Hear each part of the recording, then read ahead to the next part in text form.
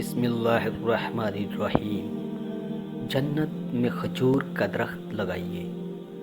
سبحان اللہ و بحمدہ، سبحان اللہ العظیم۔ پاک ہے اللہ اپنی خوبیوں سمیت، پاک ہے اللہ بہت عظمت والا۔ حضرت جابر رضی اللہ تعالیٰ عنہ سے روایت ہے کہ نبی کریم صلی اللہ علیہ وآلہ وسلم نے فرمایا، جس نے سبحان اللہ العظیم و بحمدہ کہا، اس کے لیے جنت میں کھجور کا ایک درخت لگایا جاتا ہے۔ جنت میں درختوں کی اونچائی، نبی کریم صلی اللہ علیہ وآلہ وسلم نے ارشاد فرمایا، جنت میں ایسے درخت ہیں کہ کوئی سوار اگر اس کے سائے میں 100 سال تک چلتا رہے تو بھی اس کا سایہ ختم نہ ہوگا۔ سرور کونین صلی اللہ علیہ وآلہ وسلم کی سادگی۔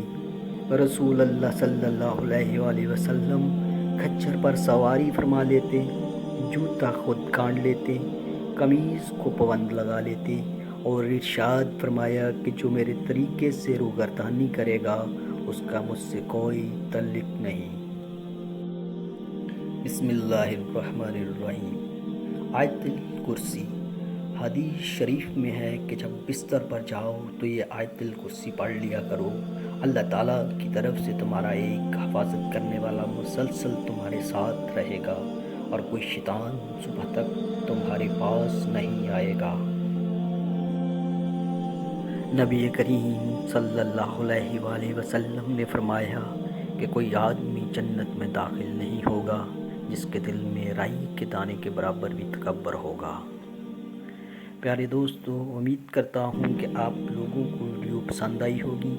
اگر پسند آئی ہے تو پلیز لائک اور شیئر ضرور کریں اور میرے چینل کو سبسکرائب کریں اور ساتھ ہی لگے بیل آئیکن کو بھی پریس کر دیں تاکہ میری ہر نئی آنے والی ویڈیو کا نوٹیفیکیشن آپ لوگوں کی خدمت میں بآسانی پہنچتا رہے۔ ملتے ہیں ایک نئی ویڈیو میں۔